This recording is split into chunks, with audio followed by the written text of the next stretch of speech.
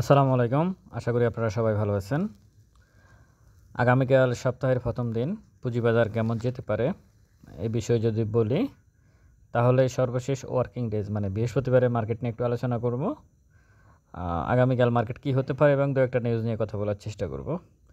আশা করি আপনারা পুরো ভিডিওটা শুনবেন, ভালো লাগলে ভিডিওটা শেয়ার করবেন। যদি প্রথমে আসি সর্বশেষ ওয়ার্কিং ডেজের 353 কোটি টাকার লেনদেন। মোটামুটি আমি এটাকে যেখানে ইন্ডেক্স এসে থেমেছে ওই জায়গার জন্য পারফেক্ট এই লেনদেনটা, যদিও অনেক কম ভলিউম। আর ইন্ডেক্স মোবার যদি আমি বলি, আল আরাফা ইসলামী ব্যাংক, তিতাস গ্যাস মোটামুটি ভালো। টপে যে ডেস্কো আছে শুধু সম্ভবত একটা শেয়ারে হল্টেড ছিল, ডেস্কো, এরামিড সিমেন্ট এবং কেপিপিএল। 1 মিনিট 4টা সেল ছিল সর্বশেষ ওয়ার্কিং ডেজে, আপনাদের অবশ্যই মনে থাকার কথা।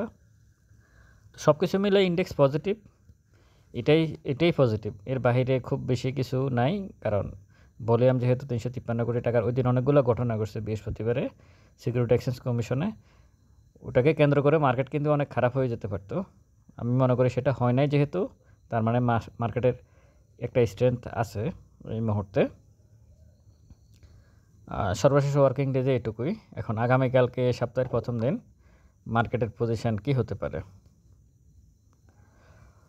মুভিং অ্যাভারেজ, হিস্টোগ্রামের বার এবং ম্যাকডি তিনটা সাইড থেকে কিন্তু সেল সিগন্যাল দেওয়া আছে মার্কেট, এটা পরিষ্কার, কারণ এটা তো দেখাই যাচ্ছে। কিন্তু সর্বশেষ ওয়ার্কিং ডেজে যে ক্যান্ডেলটা তৈরি হলো, এই ক্যান্ডেলটা কিন্তু মার্কেটের প্রাইস হচ্ছে এই মুহূর্তে 5204, আর মুভিং অ্যাভারেজ 14 দিনের ভ্যালু হচ্ছে 5220।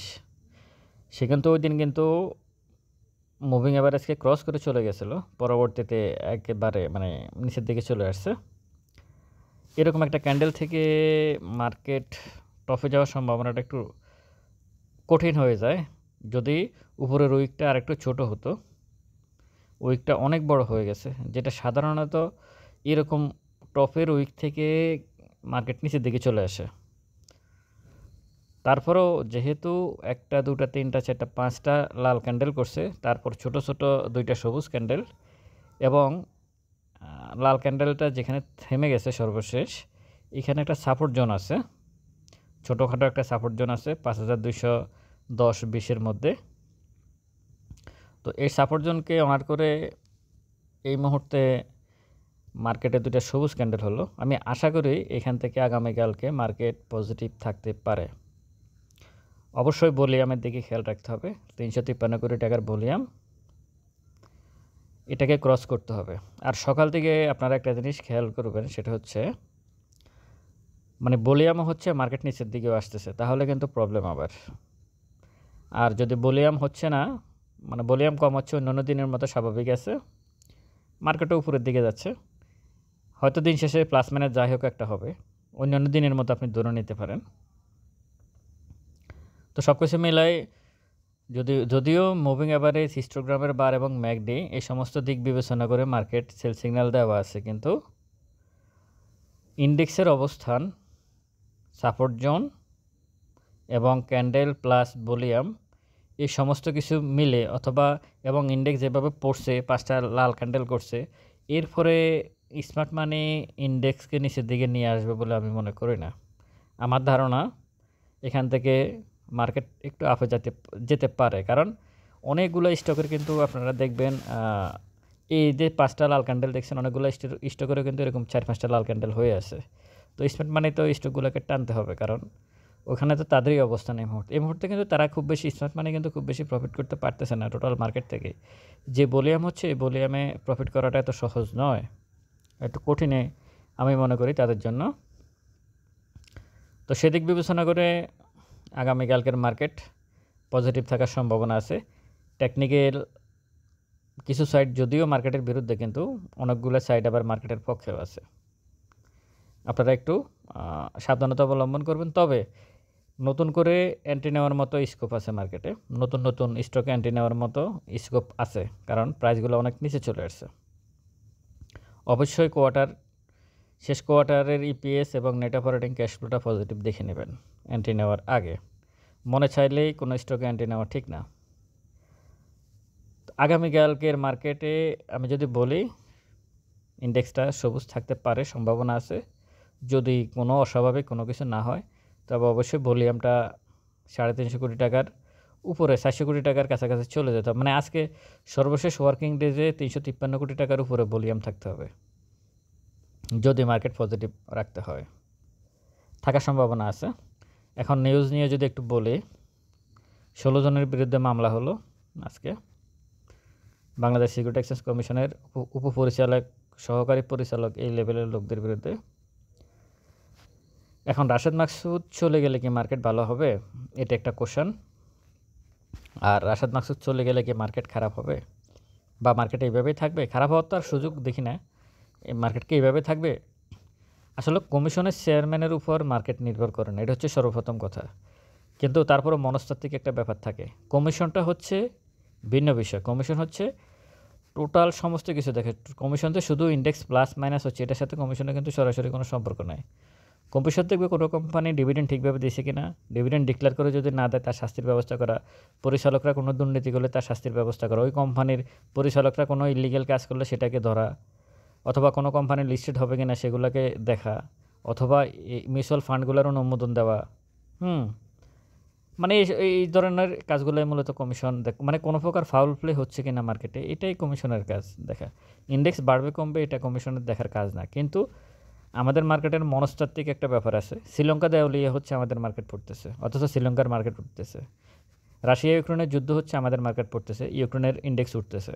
তো আমাদের মার্কেটটা একটু ফাঁকলা কিসিমের, এটা বলে লাভ নাই।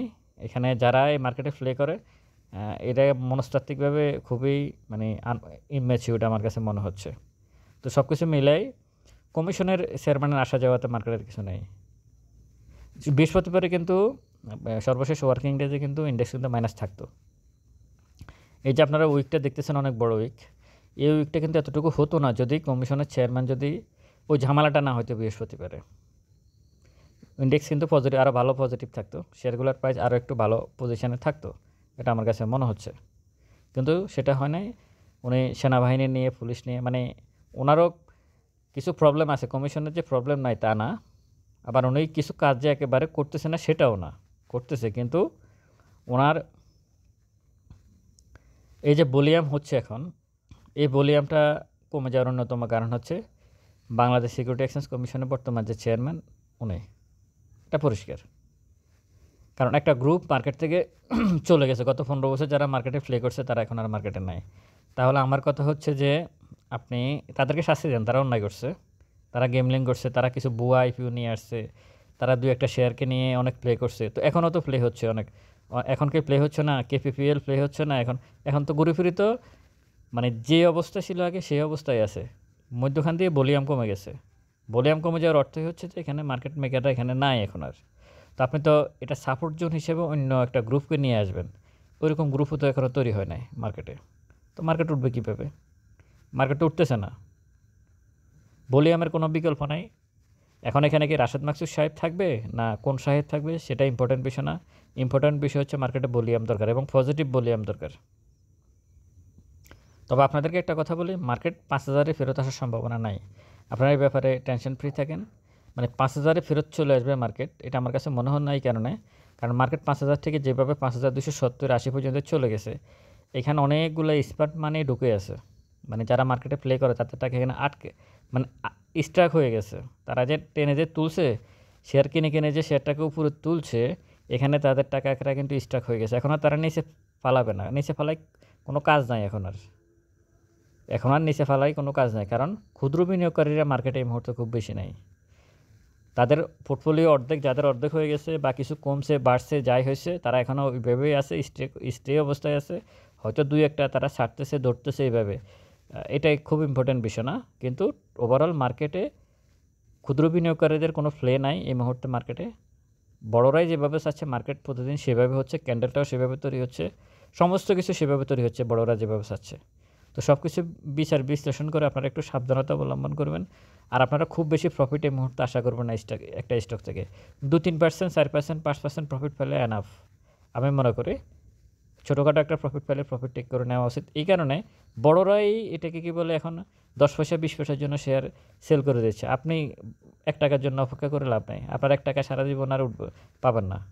তো সুতরাং প্রফিট পেলে প্রফিট টেক করে নেওয়া উচিত। আর ভালো স্টকে যদি এন্ট্রি নেন যে না আমি 4-5 বছর ধরে রাখবো, 2 বছর 3 বছর ধরে রাখবো, সেটা হচ্ছে ভিন্ন বিষয়। কিন্তু যারা ট্রেড আমাদের মার্কেটে তো প্রায় 70 থেকে 80% ট্রেড করে, তাদের জন্য এই কথাটা বলা। যেমন এখন যারা ট্রেড করে তাদের জন্য এখন যেকোনো দেখে 2-4টা স্টকে এন্ট্রি নেওয়ার মতো সুযোগ আছে।